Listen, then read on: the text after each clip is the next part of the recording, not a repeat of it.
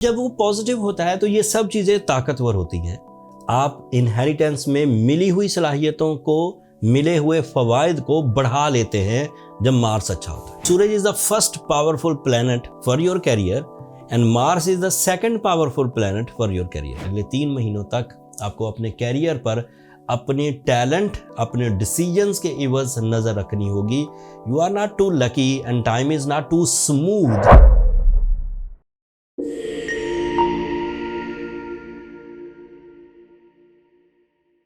अस्सलाम वालेकुम स्कॉर्पियोज, मैं हारिस अज़मी, प्रोफेशनल एस्ट्रोलॉजर, आपकी खिदमत में हाजिर हूँ इस हफ्ते की एस्ट्रोलॉजिकल रिसर्चेस के साथ। पहला ही हफ्ता दिसंबर का गैर मामूली तब्दीलियों से शुरू होगा। 2 मेजर एस्ट्रोलॉजिकल इवेंट्स हैं। एक आपके लिए बहुत पॉजिटिव है। वीनस नाम का एक प्लैनेट है जो आपके लिए काफ़ी अफादियत पैदा करता है। वो अपनी पीक पर आ जाएगा 7 दिसंबर को। उसकी तफसील अभी वीडियो में बयान करूंगा। बट दूसरी खबर अच्छी नहीं है स्कॉर्पियोज। आपका रूलिंग प्लैनेट मार्स 6 दिसंबर को 3 महीनों के लिए अप्रॉक्सीमेटली रेट्रोग्रेड हो जाएगा। मतलब 6 दिसंबर को रेट्रोग्रेड होगा और 24 फरवरी 2025 तक रेट्रोग्रेड रहेगा। अगर रूलिंग प्लैनेट रेट्रोग्रेड हो तो कुछ कॉम्प्लिकेशंस आती हैं। मैं पहले बयान करूं कि मार्स है क्या चीज़, आपको किन किन चीज़ों में ये फ़ायदा देता है। Mars is your blood related all things, blood diseases, blood group, blood relations. ये पॉजिटिव हो तो ये तीनों चीज़ें स्ट्रेंथन होती है। मार्स इनहेरिटेंस का प्लैनेट है, मतलब आपको ज़मीन जो जायदाद में मिलेगी, जैसे ही आप पैदा होते हैं आप उस ज़मीन के भी वारिस हो जाते हैं। अभी आपने किया कुछ नहीं, जो माँ बाप ने बनाई है, तो ये मार्स के इवज़ होता है बाय एस्ट्रोलॉजिकल रूल्स।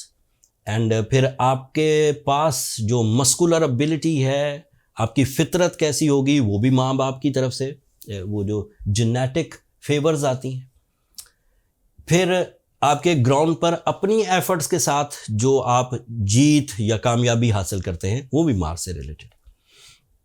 फिर आपका ये नेचुरल एबिलिटीज़ भी है। आपको जो टैलेंट मिलता है, आपकी बहादुरी, आपकी जफाकशी, आपकी फ़िज़िकल स्ट्रेंथ, आपकी सोचने समझने की सलाहियत, ये भी मार्स के वजह से।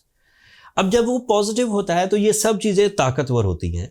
आप इनहेरिटेंस में मिली हुई सलाहियतों को, मिले हुए फ़वाइद को बढ़ा लेते हैं जब मार्स अच्छा होता है। और अनफॉर्चुनेटली जब मार्स रेट्रोग्रेड होता है तो फिर ये सलाहियतें कम होती हैं। मतलब जो ताकत, जो टैलेंट, जो इमोशंस आपको अपने मदर फादर से, पेरेंट्स से मिले होते हैं, उनमें कुछ कमी आती है। जो फ़वाइद आपको मिले होते हैं ज़मीन की शक्ल में, जायदाद की शक्ल में, या फिर अदरवाइज़ किसी मटीरियल एडवांटेज की शक्ल में, उसे सस्टेन करना या उसे इंक्रीज़ करना थोड़ा मुश्किल होने लगता है। सो ये 2 कहानियाँ मैंने आपको सुनाई कि मार्स पॉजिटिव होता है तो इनहेरिटेंस वाले मामलात, विरासती मामलात, आबाओ अजदाद से जो कुछ हमें मिलता है वो बढ़ते हैं, और जब वो रेट्रोग्रेड होता है तो वो कम होते हैं। सो इवन आपकी अपनी ज़ात में भी कमी आएगी, because it is your ruling planet and ruling planet is always represent of your kirdar, character, of your natural abilities, of your decision power. So इसके रेट्रोग्रेड होने से ये एक कमी आएगी। एक और कमी है, Mars is representative of your 6th angle, that is your physical health. So you have to careful in your physical health, especially in your psychological health for next 3 months. And ये आपके 10th एंगल पर retrograde होगा। 10th angle means your career, your source of income, your multitasking ability, your investments and उस तरह की दीगर material side जैसे job switching. So you have to careful. अगले 3 महीनों तक आपको अपने कैरियर पर अपने टैलेंट, अपने डिसीजंस के इवज़ नज़र रखनी होगी। You are not too lucky and time is not too smooth. कोई गोल्डन सीजन नहीं है एंड आपको केयरफुल रहना होगा। जो पॉजिटिव खबर है वो वीनस से रिलेटेड है। वीनस आपके 4th एंगल पर आ जाएगा।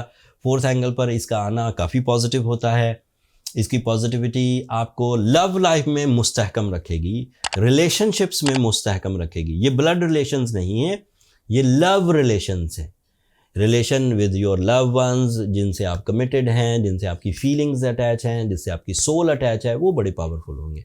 And even business partnership 7th angle को भी रिप्रेजेंट करता है, तो बिजनेस पार्टनरशिप में भी ग्रोथ आएगी। तो एक तरफ इमोशनल बूस्टर है। सो इस वक्त स्कॉर्पियोज पसंद की शादी, इजहार मोहब्बत, life partnership ceremonies, soul commitments, ये सब कर सकते हैं। बट इस वक्त ब्लड रिलेशन वाली साइड पर कुछ कमियां आ सकती हैं, उसको आप संभाल लेंगे। वो कमियां इतनी स्लो होती हैं, इतनी लेजी होती हैं कि 3 महीने आराम से गुजर जाएंगे। But if you have some complication already with the blood relatives, with your blood health, with your psychological health, तो फिर प्रॉब्लम्स बढ़ सकती है।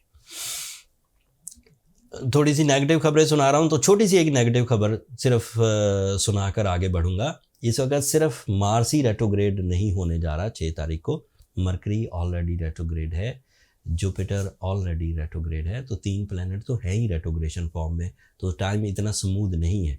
इस सूरत में आपको अपनी रेमेडीज़ की तरफ जाना चाहिए, वीडियो के एंड पर बयान करूँगा। जो 2 प्लैनेट इस वक्त बड़े अच्छे हैं, उनमें से एक है सूरज आपके 2nd एंगल पर, that is ideal. And Mars की रेट्रोग्रेशन जो 10th एंगल पर होगी 6 तारीख को, उसको ये बड़ी हद तक दबा देगा। Suraj is the first powerful planet for your career and Mars is the 2nd powerful planet for your career. So जो 2nd पावरफुल था वो तो स्लो डाउन होने जा रहा है, और जो फर्स्ट पावरफुल था वो अभी भी अलाइव है। सो वो आपको अभी स्मूथ एंड सिल्की पाथ देगा इन द कैरियर। बट सिर्फ न्यूज़ क्या है कि सूरज जो फर्स्ट पावरफुल प्लैनेट है ये 22 या 20 दिसंबर तक देगा, जबकि जो 2nd पावरफुल प्लैनेट है उसने 24 फरवरी तक रेट्रोग्रेड रहना है, मतलब वो लंबा रेट्रोग्रेड रहेगा। फेवर ऑफ सन थोड़े टाइम के लिए आपके पास रहेगी, तो आपको फौरन कोई नुकसान नहीं होगा। But with the passage of time you feel some delay, you feel some lack of rewards, you feel some extra struggle, you feel some hopelessness, but वो सेटल हो जाएगी रेमेडीज़ के साथ। एंड दूसरा प्लैनेट जो बहुत अच्छा है वो है Saturn, and that is in your 5th angle, that is your judgemental ability and that is the blessing at the moment. अगर आप अपनी जजमेंटल एबिलिटी से, अगर आप अपनी प्रेजेंस ऑफ माइंड से, अपनी कॉन्सेंट्रेशन से चीज़ों को ठीक कर लेंगे, तो ये भी बहुत पॉजिटिव साबित होगा। जो लोग available positivities, available talent and available resources से अपनी नेगेटिविटीज़, अपने रेट्रोग्रेशन ऑफ प्लैनेट्स को रिपेयर करने में कामयाब हो जाएं और ये चीज़ें हावी रहें, तो आपको कोई परेशानी नहीं।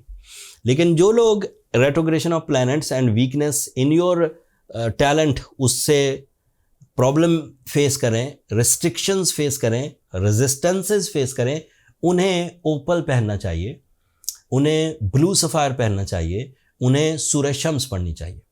थोड़ा हैवी डोज में पहनिए। Opal is fine, opal is your birth stone, but opal की हार्डनेस थोड़ी होती है। सो अगर वो किसी चीज़ से टकरा जाए तो टूटने का अंदेशा होता है, जबकि blue sapphire is so strong in their hardness, तो उसके टूटने के चांसेस कम होते हैं। जब इन्वेस्ट करना ही है, जब आपने स्टोन बाय करना है, so go with the blue sapphire, that is ideal in as my professional opinion. लेकिन हैवी डोज जैसे मैं 8 से 10 कैरेट प्रिस्क्राइब करता हूँ, बट इन दिनों because of retrogression if you go with 11 to 12 carat of blue sapphire, तो वो ज़्यादा अच्छा रहेगा।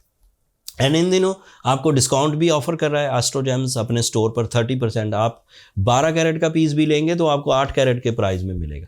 सो आप वहाँ से बाय कर सकते हैं, लेकिन डिस्काउंट का ये आखिरी हफ्ता है। अगले हफ्ते से रियल प्राइजेस स्टार्ट हो जाएंगी। अगले हफ्ते मैं कोशिश करूँगा 2025 के एनालिसिस आपकी खिदमत में पेश करूँ। तब तक के लिए अब मुझे और मेरी टीम को इजाज़त दीजिए। अपनी दुआओं में हमें ज़रूर याद रखिएगा एंड चैनल को सब्सक्राइब करना मत भूलिएगा। स्कॉर्पियोज, आपकी सब्सक्रिप्शन हमारी हौसला अफजाई की वजह बनती है। अगले हफ्ते तक के लिए अल्लाह ने के बाद।